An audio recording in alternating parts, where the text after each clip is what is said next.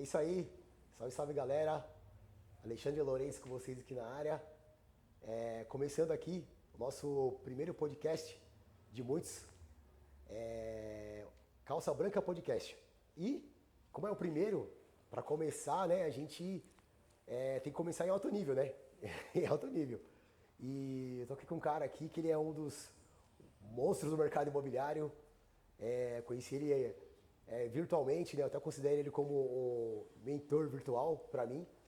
E eu vou contar isso depois, por quê, né? E estou aqui, eu vou falar um pouco sobre, né, a trajetória dele, né, o livro que ele está lançando, né? E ele é diretor comercial da Construct Engenharia Incorporadora e Construtora, com 43 anos de atuação com segmento de médio e alto padrão, na Zona Sul de São Paulo. Corretor de imóveis com 18 anos de experiência, escritor, palestrante, treinador, né, de corretores, faz treinamentos, bacharel em Direito e MBA na USP em Gestão de Pessoas. Caramba. Tá pouco ou quer mais? Então vou falar aqui com o Rodrigo Lourenço. Ô, Cara, Lorenzo. obrigado pela honra de ter vindo aí no meu podcast, o primeiro. Sou eu que agradeço, pô. A lembrança é muito gratificante, né? Falar de corretor para corretor. E o Lorenzo é um cara que soube hoje que temos o mesmo sobrenome, né? Sim. Mas por singularidade profissional você virou o Lorenzo. Sim. E por conta da sua veia artística também. É. E aí então é muito bacana, né? Poder participar. E uma honra, viu, Lorenzo? Você parte desse, que é o primeiro, né? O primeiro. Calça Branca Podcast. É muito Isso legal, aí. até porque todo corretor já foi um calça branca, né? Exatamente. Vamos falar muito sobre isso aqui, até no final, né? Realmente, nós não somos irmãos de sangue, né? Apesar de termos o mesmo sobrenome, né? Alexandre Lourenço, Rodrigo Lourenço, mas somos irmãos aí do mercado imobiliário. Sim. Beleza? Então, mais uma vez, obrigado pela honra de receber eu e a minha equipe, que é meu irmão também, o Leandro Lourenço, Valeu, que está atrás das telas e atrás das lentes. É isso aí. E a gente vai começar falando sobre sua trajetória, né? E depois, Beleza. assim, sobre como você começou e tal. E também depois sobre o livro, né? E a primeira pergunta que eu quero te fazer e para todo mundo que está assistindo, que está começando agora no mercado, não sabe o que é o corretor, não sabe o que é o calça branca. E a pergunta é, o que é um corretor calça branca, Rodrigo? Meu, essa denominação, né, esse apelido carinhoso, digamos assim, se dá àquele profissional, muitas vezes ainda estagiário, né? Porque para você se tornar um corretor de imóveis, você precisa fazer o curso técnico em transações imobiliárias, o famoso TTI. E aí, então, uma vez que você se cadastra nesse curso, faz lá as provas e tudo mais, você tem condições de se tornar um estagiário. Então, é necessário que um corretor credenciado assine o seu estágio, né? E cada corretor pode assinar o estágio de até 10 estagiários, né? Então, uma vez estagiário, você pode fazer o acompanhamento ali dos trabalhos com a supervisão, né, desse corretor que assinou seu estágio. Então, esse estagiário, ou mesmo após o período de estágio, em que você tira e obtém o CRESS definitivo, aí você se torna corretor de imóveis, caso você ainda não tenha vendido nesse interim, você é reconhecido como um calça branca, né? Por quê? Porque você ainda não fez a sua primeira venda no mercado imobiliário, né? Ou a sua primeira locação, por exemplo. Aí uma vez que você efetiva o seu primeiro negócio, você deixa de ser calça branca, você suja a calça, né, Lourenço? Sim. E aí você passa a ser um corretor de imóveis porque você efetivou a sua primeira venda. Legal. Você sujou as calças depois de quanto tempo? Cara, puxa vida, hein? Olha aí. Demorou, Lorenzo. Demorou 6 meses, né? Para eu poder conseguir fazer a minha primeira venda. Então foi um período aí de imensa incerteza, né? Porque o corretor em início de carreira, ele sofre com a pressão própria, né? E também a pressão familiar, né? Então, no meu caso, eu tinha naturalmente uma cobrança muito grande, porque já tinha responsabilidade, já era pai, né? Eu precisava levar o leite para casa, enfim, precisava ajudar minha mãe, cuidar da minha filha, já estava, né, namorava na ocasião com a minha atual esposa, né? Te amo, meu amor. E aí eu precisava resolver minha vida. Só que naquela ocasião era difícil para mim, Lorenzo, me dedicar 100% à corretagem. Então conciliava, né, o trabalho de corretor, ali ainda estagiário, com outros 2 trabalhos, né, que eu fazia. Eu ia te perguntar isso, te cortando. Por favor. Você começou em 2008 Isso. e trabalhou como manobrista de balada Isso. e na prefeitura de Osasco. Conta um pouco sobre isso aí.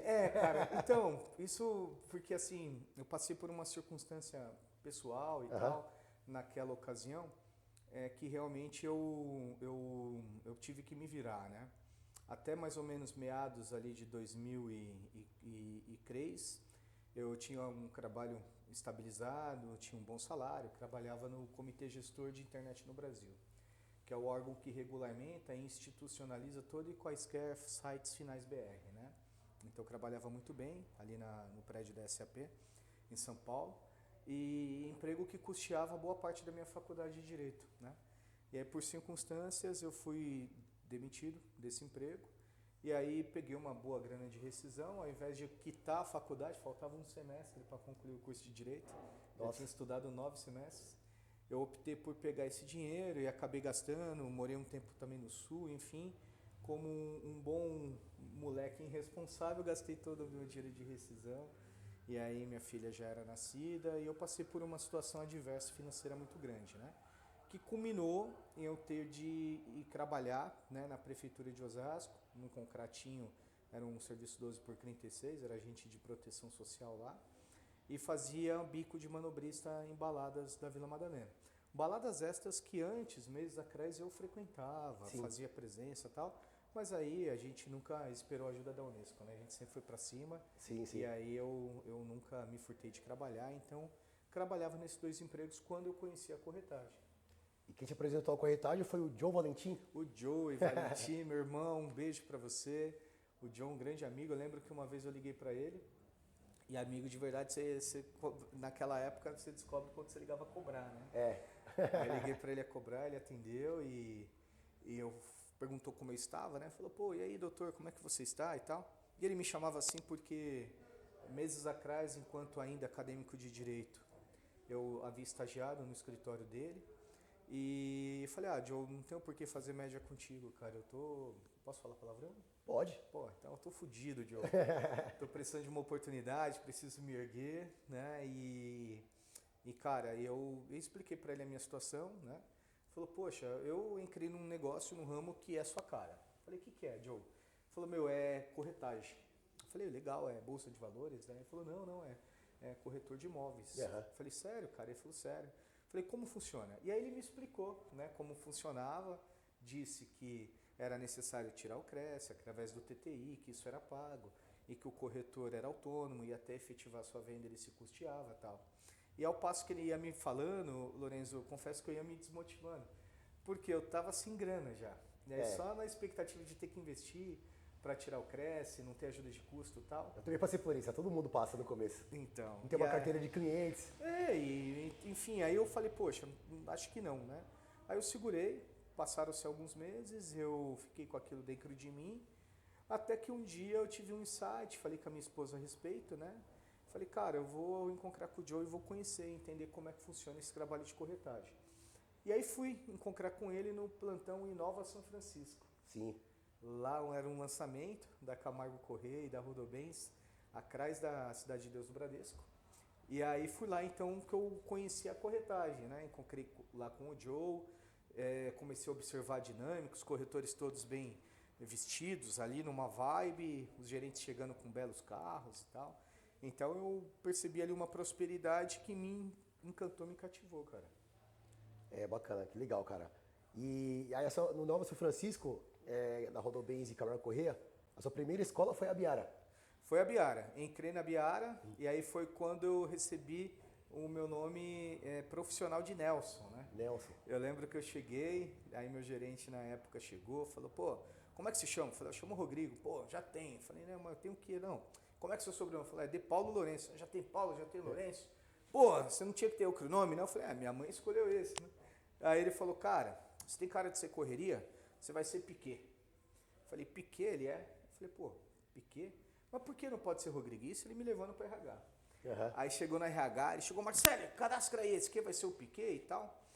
E eu ali, sem entender muito bem o porquê o Piquet, entrou uma senhora baixinha, assim, chegou e falou, pô, Godoy, você tá achando que isso aqui é o quê? Vai colocar o nome dele de Piquet, não. põe o nome dele de Nelson. Eu quase cheguei nela e falei, pô, prefiro Piquet, né? Mas... Nelson Piquet. Boa. E aí só que eu achei melhor ficar na minha, porque se ela chegou e falou naquele tom com ele, que era o meu gerente, ela certamente era uma pessoa importante dentro da empresa. E essa pessoa é a Carolina Quezada, um beijo, Carolzinha. Anos depois ela me promoveu a diretora da empresa. E eu fiquei durante muitos anos, o Lorenzo, como Nelson. Tanto é que os amigos da Antiga, a galera que me conhece da Biara da Antiga, da corretagem da Antiga, me chamam de Nelsinho. Então o pessoal chega e fala, ô Nelsinho, e tal, até hoje e tal, e a gente tem esse carinho. E como Nelson eu fiquei, portanto, aí 6 meses sem vender, né? Só reportando aí a primeira pergunta, porque eu não tinha foco, né? Eu conciliava a corretagem com o manobrista, com o trabalho na prefeitura, porque eu tinha que pagar a pensão em dia da minha filha, e tinha que comer, tinha que pagar o curso TTI e tal. Então eu acabava não tendo foco. Aí o corretor sem foco, realmente ele tem pouca oportunidade de ser proativo, né? Porque ele está com a cabeça em outro lugar, está fazendo outras coisas. Quando eu tive a oportunidade de fazer minha primeira venda, que foi no Inova São Francisco, né? Foi depois de quanto tempo? 6 meses? Cara, foram depois de 6 meses. 6 meses, exatamente 6 meses, eu fiz a minha primeira venda. Eu recebi ali o equivalente, o que seria 3 meses, né, de salário entre prefeitura e manobrista. Aí eu percebi que realmente fazia muita diferença, valia muito a pena. Agradeci a oportunidade na prefeitura e na empresa de estacionamento e foquei na corretagem. E aí foi a melhor decisão que eu tomei, cara. Certo. Pegando esse gancho aí, eu vi que você também, no outro podcast do Sérgio Langer, que também eu indico, né, Vem Pra Mesa, né, que é onde eu assisti a entrevista sua com ele lá. Grande Sérgio, um abraço, Sérgio. Até você fala que o podcast dele é um MBA para quem tá aqui, já é grande no mercado, já tem bom tempo, mas não está performando, né? Verdade. E para quem está começando também. E voltando nessa época aí da Biara, que vocês dividiam a Biara e Fernandes Mera, né? No plantão. E aí você falou que a primeira venda sua, você fez de PAP, né? Conta sobre isso aí. Cara, foi uma situação em que eu estava no plantão, sem perspectiva de atender na vez, porque eram centenas de corretores da Biara, ainda tinha os corretores da Fernandes Mera e tal. E aí eu saí a pé, lá do Inova São Francisco, e fui caminhando até o Continental, que é um shopping que tem limite ali com a Vila Yara. É uma caminhada, eu conheço lá. E subi com o material na mão, entregando e tentando convencer alguém aí pro plantão, né? Porque é isso que diferencia o PAP da panfletagem. Na panfletagem você sai com 500 panfletos na mão queimando, né? Sim. Vidro do carro, baixo da porta, e aí você fica à mercê da pessoa te retornar. Então é um trabalho mais passivo, digamos assim.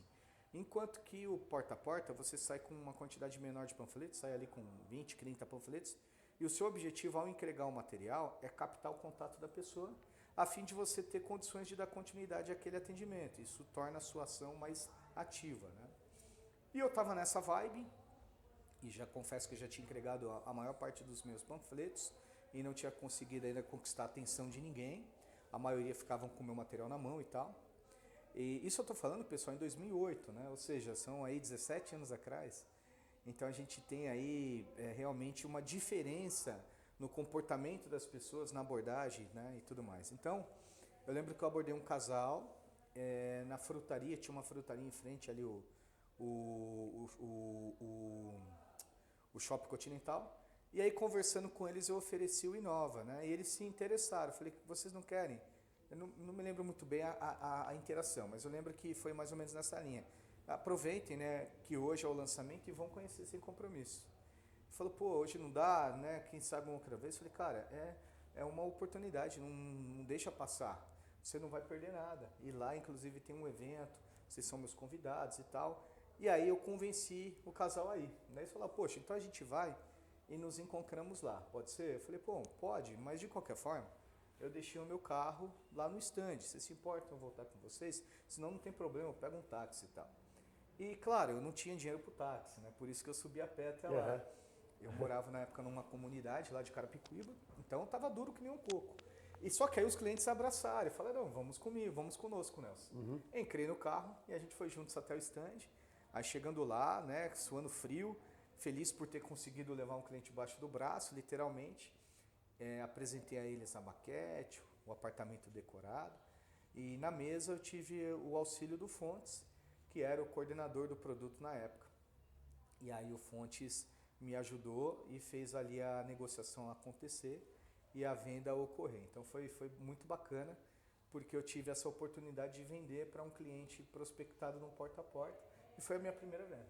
Legal, cara, você contar essa história aí, porque isso foi em 2008 e assim, o corretor ele vende ou por oferta ativa, até que você fala que o Elmo falava, né, que ofertar não vende, quem não oferta não vende. Pô, o grande Elmo Almeida, que Deus o tenha, um cara querido, um campeão de vendas por onde passou. E quem, não sei se você sabe, mas o Elmo, eu gosto tanto dele porque a primeira palestra que eu fiz fora, né, do conceito, porque enquanto gerente, superintendente, diretor da Biara, a gente fazia muita palestra para a própria equipe, né, que são as preleções. E aí a primeira palestra que eu fiz em um evento externo foi o Elmo que me deu a oportunidade. Legal. Lá no Teatro Itaim, ali no Escra Itaim, ele e o Vasco Rodrigues, um abraço Vascão, organizaram lá um evento e o Elmo me convidou. Eu já era diretor da Jaci, acho que isso era 2016, se não me engano. Enfim, umas boas lembranças aí com o Elmo. Certo. Então, ainda dentro dessa estratégia de vendas do corretor, então, o corretor ele vende por oferta, Sim. na vez, do PAP e stand de vendas e hoje virtual. Só que na época, eu lembro que no podcast você comentou assim lá do Sérgio, que você não se prendia muito a vender na vez. A sua estratégia era o PAP. Então eu percebi que você é o cara que era bom no PAP e no PAP você tem que ter uma lábia, né? Tem que ser bom. Eu percebi que a sua estratégia é de trazer o cliente no braço. Porque tem corretor, Rodrigo, que é bom no telefone, Sim, bom em várias estratégias. Ontem mesmo eu recebi um amigo, corretor Belchior, um abraço. Ele veio e adquiriu o livro comigo e fez questão de vir pegar comigo pessoalmente para conseguir também um autógrafo. E ele, a gente conversando, ele é um cara muito bom e ele é um cara que é muito bom de vez. Ele é um corretor que tem sorte e que tem estrela e caneta na vez. Na minha carreira, Lorenzo, eu pouco vendi na vez. Vendi, né, consideravelmente, vários imóveis, na sua maioria de forma proativa. Talvez porque o momento era outro também. Na minha época era uma concorrência muito grande, né?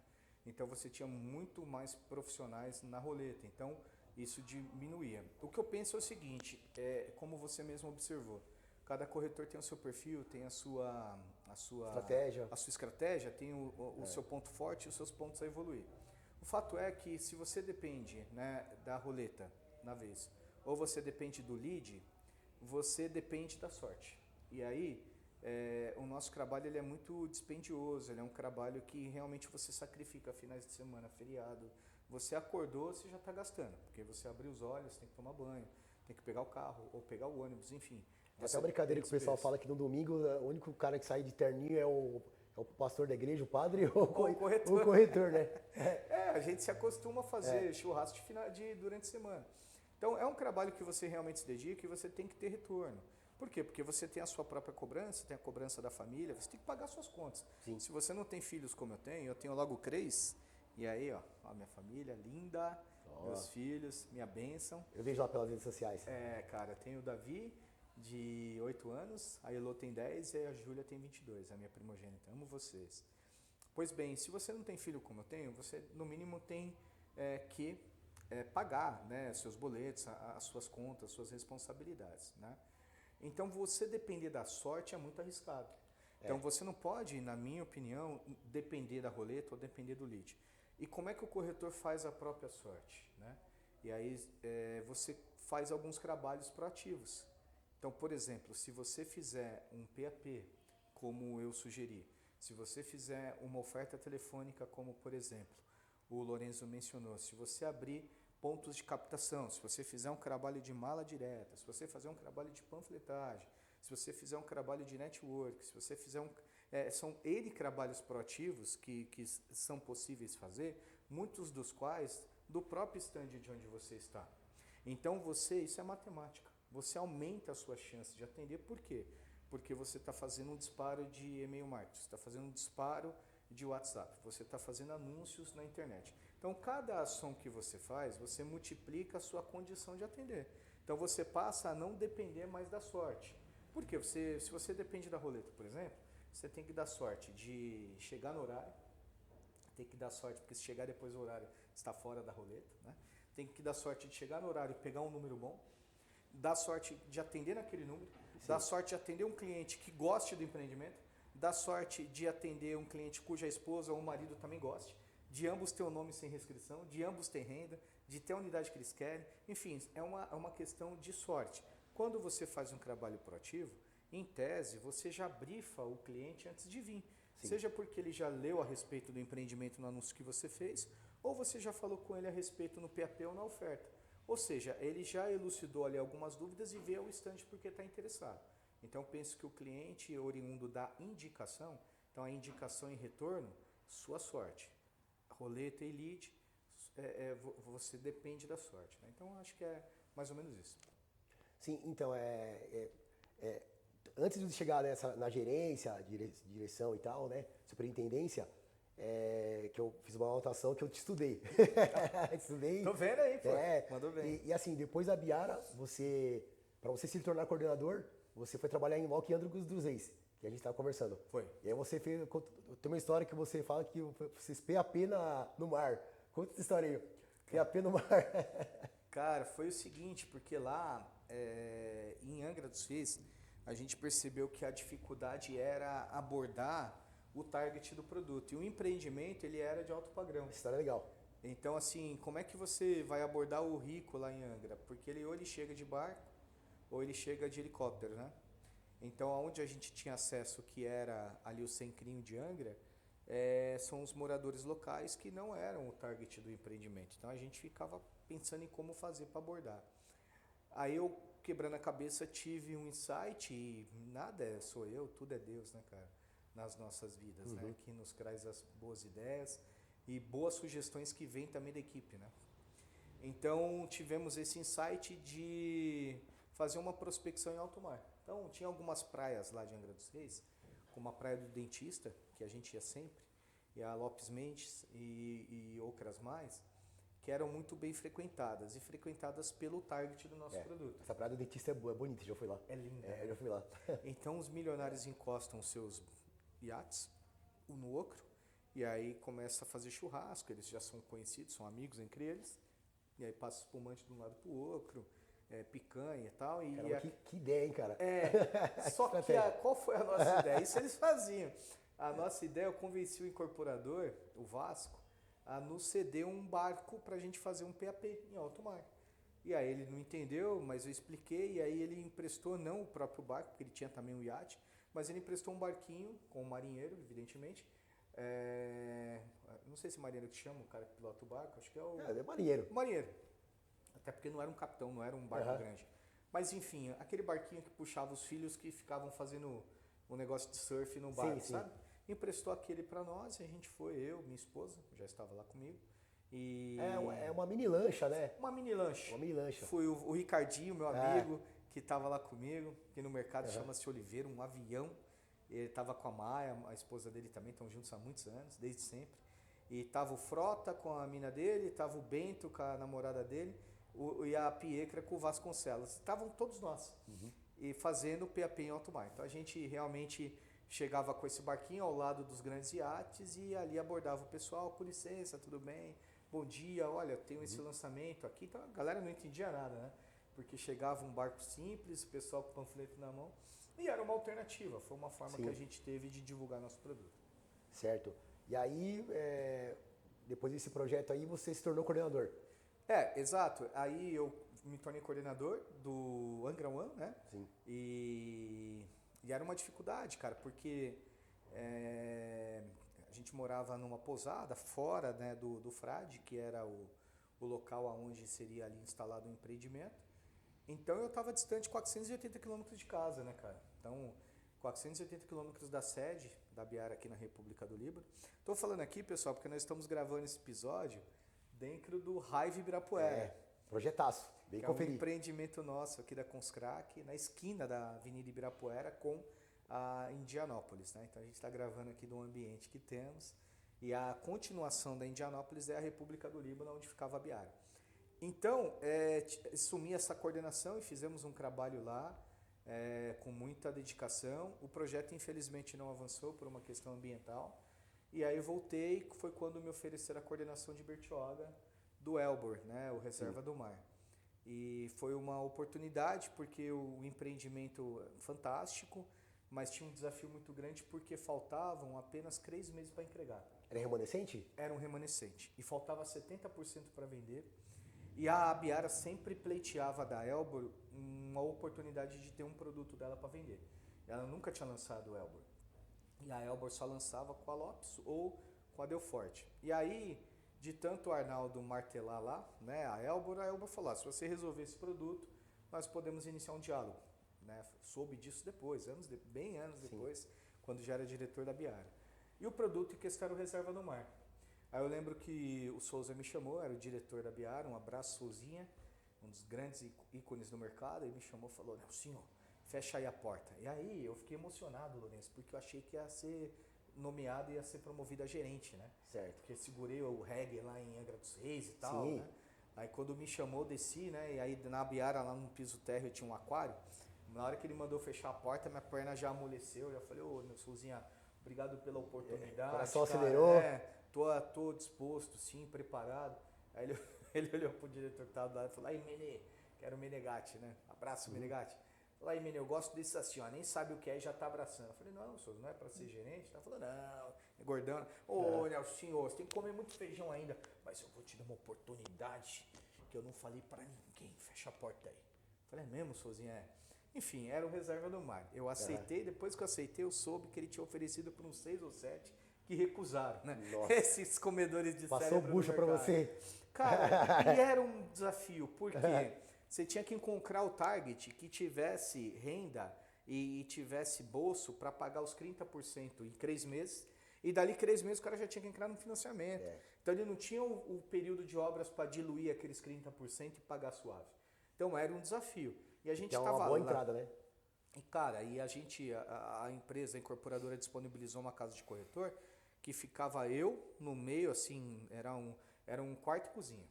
Ficava eu e a Karina numa cama de casal no meio e tinha 2 beliches, uma de cada lado. Aí desse lado ficava o Curi e a Nori, do outro lado ficava o Baresi e o Colombo. Um beijo, meus amigos. Corretores que abraçaram a causa comigo. E o Rodão dando suporte, Rodão, carioca. Beijo, Rodão. Grande ícone do mercado, ele era o superintendente da Biara lá no Torá. Ele falava, Nelson, fica tranquilo, meu irmão, eu vou te providenciar os melhores corretores e tal. Mas ninguém queria vir trabalhar em Bertioga, todo mundo estava focado nos lançamentões lá de Guarujá e Santos. Esse era o projeto da Calas? Esse era da Elbor, o Reserva do Mar. Então eu tinha que me virar. E nos viramos, eu e esses corretores, o produto não ia, Lourenço não vendia, até que eu já estava quase abrindo o bico, quase abrindo mão da coordenação, que eu nunca fiz. E eu nunca falei isso, hein? No seu podcast. Exclusivo, hein? Eu tava lá, cara, clamando a Deus assim, olhando o mar, até me arrepia. Pedindo, né, um caminho e tal. Aí eu começo a olhar os carros passando, eu começo a reparar nas placas. Suzano, Mogi, Suzano, Mogi, Suzano, Mogi. Falei, porra, Suzano, Mogi. Aí fui pesquisar, né, naquela época não tinha Google ainda, naquela época era o BOL. E aí pesquisei e vi que tinha vários bairros nobres em Suzano e Mogi. Aí eu convenci a incorporadora a fretar uma van e aí os corretores fomos fazer PAP em Suzano e em Mogi. E foi super assertivo, porque é próximo de Bertioga e a praia do suzanense e de quem mora e do mogiano, acho que é assim que fala, é Bertioga. E aí, qual que foi a sacada, Lourenço? Você manja lá em Osasco, tem o sítio Buçocaba? Sim. Que tem umas casas bonitas que não é condomínio fechado? Sim. Então, lá em Mogi tem a Vila Oliveira. E em Suzano também tem um bairro que tem casas boas de rua, mas casas sem ser condomínio. Então você tem acesso. Cara, a gente tocou todas as campanhas das casas. Varreram lá. Varremos. Não era deixar o panfleto, tocava a campainha. Aí o cara saía, muitas vezes a empregada, né? Falou, tudo bem, eu sou corretor, quero mostrar uma oportunidade. Já tem casa de veraneio? Olha esse apartamento, vamos entregar agora, tal. Enfim, foi um trabalho abençoado, que frutificou. A gente saiu de lá da casinha, quarto e cozinha, conseguiu alugar uma coberturazinha para os corretores, ficamos em grande estilo, a gente fazia churrasco de peixe todo dia, era uma bênção e todo mundo ganhou dinheiro, prosperamos. E aí eu voltei com moral para São Paulo, Sim. como o cara que conquistou a Elbor, né? E era assim que eles falavam na época, né? Me colocaram no meio do salão, tá aqui o Nelson, o responsável pela Elbor, né? Aquela pompa e circunstância. E aí eu falei, agora sim vou assumir a gerência, né? Porra, ledo engano, foram outras 6 coordenações, osso, até me tornar gerente, filhão. Né, então, Pô, mas você foi o cara que fez diferença. Por quê? A equipe. Porque ninguém queria o projeto. Não, O cara ninguém. colocou você porque ele confiou em você, que você ia fazer. Como você fez a diferença em Angra dos Reis, aí ele, pô, vou colocar você lá que o cara já é da praia. E depois você foi fazer o Cirela também, né, em Santos. Foi, cara. Essa foi minha última coordenação. Porque depois do Reserva do Mar eu passei ainda pelo Costa Azul, lá, Costa da Mata, lá em Maresias. Aí eu voltei para São Paulo, assumi o Union Moca. O Union Moca, esse sim da Calas, um puta produto na rua Rui Martins. E aí eu lembro que me chamaram no aquário e falaram, meu, agora você merece um lançamento. Falei, sério, vai lá, pá. Eu falei, pô, é isso, né? Voltei para São Paulo, já morava na Vila Nova, ali na Baltazar da Veiga. E aí fui lá conhecer o empreendimento, plantão prontinho e tal, achei maravilhoso. Quando eu cheguei lá, tava vazio, não tinha corretora, aí um cara veio me receber. Eu cheguei, né? Já tinha meu carrinho, né? E comprei meu primeiro carro na corretagem, andava de ônibus. E aí cheguei lá, o coordenador veio me receber achando que eu era cliente. Quando eu falei que era corretor, e que estava indo lá para assumir a coordenação com ele desanimou, né? Falou, porra, Nelsinho, nada com você, mas cara, acho que, meu, não gostam de mim, tô aqui segurando o produto, não lançou ainda, os corretores já saíram, ainda querem colocar você na minha cabeça, papapá, descarregou, né? E desabafou. E um cara do bem, o Alberto, português, Albertão, um abraço. Falei, não, Alberto, fique em paz, cara, vamos junto, vamos virar, não tô vindo aqui para entrar na sua cabeça, não. A sua taxa tá segurada, eu vou ter a minha, e vamos correr junto, cara, vamos para cima. Cara, a gente fez um puta crampo lá, Lorenzo, reunimos corretores, porque eu sempre tive a premissa de treinar, né, os profissionais que estão junto comigo, ensinar a mostrar maquete, ensinar a apresentar decorado, ensinar a se comportar na mesa, a ensinar a sair na rua com a galera. Eu aprendi com ele, viu? Aprendi com ele. E, cara, aí não foi o produto, infelizmente não virou. Tinha Acontece, outros produtos, né? Faz parte. Faz parte, né? E foi uma dedicação monstra. E assim eu aprendi aí uma das grandes lições do mercado. Que o mercado nunca é o que você foi. O mercado é o que você é no momento. Então ninguém mais lembrava do Nelson que segurou lá a Angra dos Reis, o cara que trouxe Elbor para a empresa. Todo mundo chamava o Nelson de fiasco, que não tinha ido bem no Union Moca. Então o mercado é cruel. E eu aprendi com isso e também continuei meu trabalho. Até que eu tive um convite do Caetano, que hoje é o proprietário da Biara, junto do Bruno. Um abraço, meus amigos. E o Caetano, ele falou, Nelsinho, assume um desafio que se você performar, eu vou dar a gerência que você sonha. Eu falei, é mesmo, Caetano? Ele falou, é. Eu falei, qual que é o produto? É o primeiro lançamento da Cirela em Santos. Eu falei, porra, Caetano, em Santos, cara, você quer me fazer voltar pro litoral? Ele falou, quero, meu, você mandou bem lá no Reserva do Mar e tal, e tal, e tal. E a Cirela é a maior incorporadora, né, de São Paulo, que está do Brasil, e é uma empresa que eu tenho muito respeito e tenho lá muitos amigos até hoje. Então seria uma honra, né, coordenar um produto da Cirela pela Biara. E aí eu fui lá conhecer o terreno, conheci a Claire, que compartilhou comigo a coordenação do produto, incrível, um beijo, Claire. E o Rodão já estava melhor estruturado com a equipe, seria em Santos, onde ele tinha uma base e uma sede incrível lá na Ana Rosa. E eu falei, cara, eu vou assumir. Eu assumi, fizemos um trabalho lá, eu e a Claire, os corretores, incrível, a equipe conseguiu performar e a responsabilidade é porque realmente seria o primeiro Cirela em Santos e aí a performance do produto foi um sucesso que culminou com a minha promoção à gerência, primeiro aqui em São Paulo, mas depois eu ir para Campinas. Certo, cara. Que trajetória, hein, cara? Que bacana, Rodrigo. E assim, depois de tudo isso que você passou, agora sim vamos falar do livro. Posso pegar? Lógico, fica à vontade. Líderes do Esse mercado. É seu, inclusive. Pô, cara, obrigado. Líderes do mercado imobiliário, gestão comercial, né? Olha aí. Então, Rodrigo, fala um pouco desse livro aí, depois de toda essa trajetória aí. Cara, eu vou resumir bem, a gente acabou estendendo, um papo bom, né, meu? Um cara, Sim, cara. como esse, um querido. Pô, cara, Né? é você que... E eu fico feliz em poder compartilhar com corretores. Pô, a gente que agradece. Essa caminhada, porque às vezes as pessoas não conhecem, falam, pô, eu não nasci diretor, pelo contrário, eu roí muito osso, né? E a gente continua aqui remando, e eu sou o cara, o Lourenço sabe, se precisar eu varro, se precisar servir o café comigo. Cara, a gente está aqui pro venda, né? O que eu preciso fazer é aproximar as famílias que eu sirvo aqui de corretores da venda, né? E foi por isso que quando fui convidado para escrever esse livro, junto com outros 30 feras de grande relevância no mercado imobiliário, né? Caras assim que me inspiram e que eu admiro, eu falei, poxa, o que eu vou escrever? Aí, inicialmente, me pediram para escrever sobre liderança executiva, o que eu exerço desde 2012, quando fui promovido a diretor da Biara, né? Então, 2012, estamos em 2025, então já são 13 anos aí de janela como diretor de empresa. Só que eu pensei o seguinte, falei, cara, aqui tem o Ciro Naufel, né? Tem o Menderico, tem aqui o Isaías Montenegro, então aqui você tem o Eduardo Teles, tem o Edu Pro, então assim, só tem cara fera, o Eduardo Alves, tem o Ricardo Rocha Leal, que foi quem me convidou e é quem idealizou esse livro. O Ricardo, ele foi superintendente, diretor lá da Queiroz Galvão, que era uma conta que eu atendia como diretor da Biara. Então, nossa amizade advém daquela época. Então, tem muito qual? Tem o Henrique Soteri, que é diretor da Paquerê. Então, só cara fera aqui. Falei, alguém vai falar de liderança e gestão. Eu tenho autonomia? Não, tenho. Fala sobre o que você quiser. Então, eu vou falar de corretor para corretor. Então, esse capítulo é feito para você, corretor. Então, aqui tem o beabá da corretagem, tá? Muito do que falamos aqui e muito do que eu executei na prática e oriento meus corretores a fazer, eu entrego nesse capítulo. E por que eu fiz isso, ô Lourenço? Porque, cara, eu visito muito plantão, né? Então, rodo nos finais de semana, durante a semana também, visito os empreendimentos para sentir, entender o mercado e tal.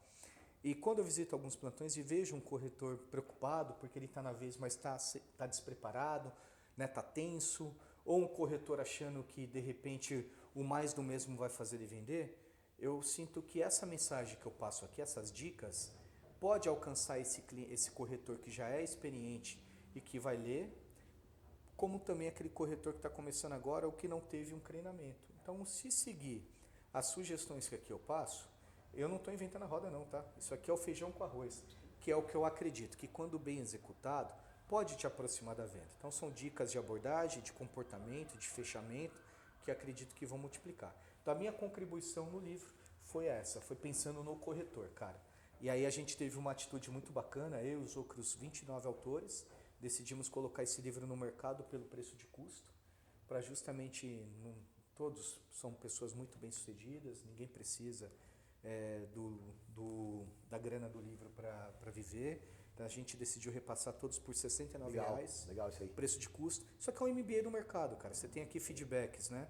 De um cara, né, como o Rodrigo, como esses tantos que mencionei, alguns com 30 anos de mercado. Então, só o meu, você não vai precisar demorar 18 anos de mercado para pegar essa caminhada que eu estou passando aqui. Tá tudo aí. Então, assim, isso aqui é uma oportunidade. Quem tiver interesse, dá um toque ou procure qualquer um desses gestores que nós vamos repassar pelo mesmo valor. É isso que eu ia perguntar. Fala pra galera onde que eles podem conseguir esse livro. Cara, tem um link? me chama no meu Instagram. Já passa aí pra galera. Opa, é @broker_Rodrigo. Broker, que é corretor em inglês, né? _Rodrigo. Me chama no direct que com certeza vou ter o maior prazer em receber para um café, autografar o seu livro, como eu fiz aqui com o livro do nosso amigo Lourenço. E caso você seja de fora de São Paulo, eu autografo e mando por Sedex para você. Legal, bacana. Aproveitando um gancho também, eu também criei um PDF, né, um e-book. Muito legal. Para corretores, né? Todo corretor já foi calça branca um dia. E quem quiser adquirir, eu tá deixando o link aqui no vídeo, tá? Aqui na descrição, junto com as redes do Rodrigo também, para vocês entrarem lá. E você também que gostou do nosso papo aqui, patrocinador, quiser patrocinar o podcast Calça Branca Podcast, também vou deixar meu contato lá para entrar em contato comigo. Muito bom. Tá bom? Então, galera, você também que tá aí acompanhando o nosso podcast, vou te passar aqui o Instagram do meu irmão também, o Leandro, que é ele que tá filmando, né? O Leandro Lourenço, que é @clique_por-milímetros. Entra lá também, que parte desse conteúdo vai estar lá e outros conteúdos também que ele trabalha aí, tá bom? Clique por minutos. Por milímetros. Cliques por milímetros. @cliques por milímetros no Instagram. Eu vou seguir, hein, Leandro? Tamo junto. Beleza?